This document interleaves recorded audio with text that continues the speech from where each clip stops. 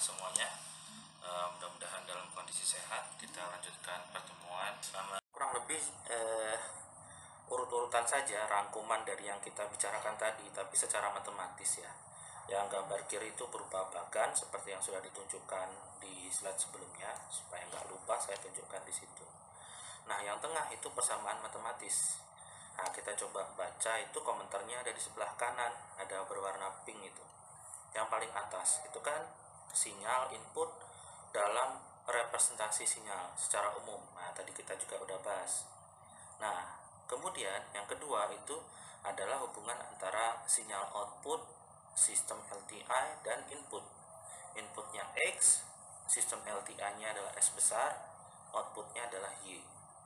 Nah, karena sifat LTI sistem, maka kita bisa pisah sifat-sifatnya itu, atau kita bisa substitusi dulu inputnya. Sinyal X-nya itu kita coba substitusi dengan bentuk yang paling awal di atas. Nah, X fungsi T-nya diganti yang persamaan atas itu. Jadi persamaan yang ketiga. Jadi sinyal output dari LTI system dengan substitusi sinyal input. Nah, kan sama aja itu. Nah, dengan sifat LTI system kita punya linearity dan shift invariance, itu ditunjukkan di dua persamaan berikutnya. Dengan linearity maka kita bisa melakukan proses yang sama tadi, aditif dan homogen ya. Berarti S yang ada di luar itu bisa masuk ke dalam, terutama berkaitan dengan sistem deltanya. Kemudian kalau shift invariant, nah dengan adanya S input delta T minus tau, kita bisa lihat tuh di bagian sebelah kiri. Nah, itu jadi HT minus tau. Itu aja. Dari situ kita bisa melihat bentuk integral konvolusi. Nah, bentuk integral konvolusi itu kalau secara notasi matematisnya itu biasanya kalau mau konsisten atau mau lebih tepat, menurut saya itu menggunakan persamaan yang terakhir, yaitu X asterik H itu dikurung siku dulu, baru ada kurung lengkung T. Itu untuk fungsi kontinu. Meskipun beberapa buku teks ada yang cenderung X fungsi T asterik H fungsi T seperti itu. Itu seperti sebenarnya berbeda sih secara makna, tetapi ya mungkin maksudnya itu adalah konvolusi. Tapi mungkin kalau mau lebih presisi saya menggunakan notasi yang ini. Terkait pengumpulan tugas, jadi ada rasanya saya perlu menyampaikan sesuatu ya, karena mungkin mudah-mudahan bisa bermanfaat buat ke depan gitu ya, buat ke depan Anda bekerja atau berkomunikasi nanti ya, untuk karena kita mengumpulkan tugasnya dengan online gitu ya, jadi mungkin perlu diperhatikan ada cara berkomunikasi yang baik begitu. Nah, ini adalah beberapa contoh email yang sudah masuk, kalau nggak salah semuanya udah tugasnya sudah ada gitu.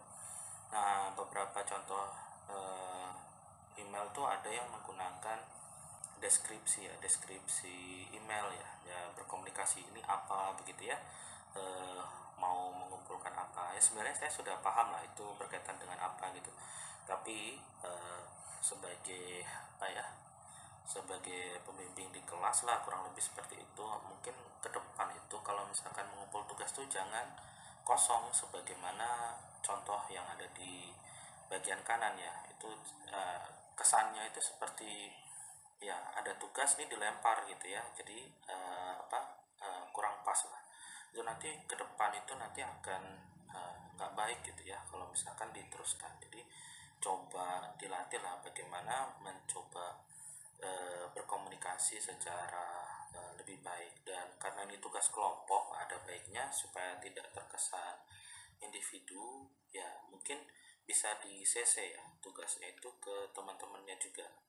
Jadi jangan sampai temennya versi finalnya mungkin belum tahu atau bagaimana. Itu untuk pengumpulan. Jadi siapa tahu ada yang kurang pas, nanti temennya bisa mengingatkan begitu ya. Mungkin itu beberapa saran lah dari tugas yang mungkin ke depan sebaiknya tidak hanya diketahui tapi dilakukan, karena kita tidak tahu nanti Anda bekerja dengan orang seperti apa begitu ya.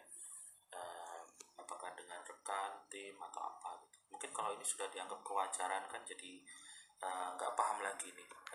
Ya contohnya gini deh, dibalik gitu ya, tiba-tiba yang email kosong itu tiba-tiba saya balas kosong gitu.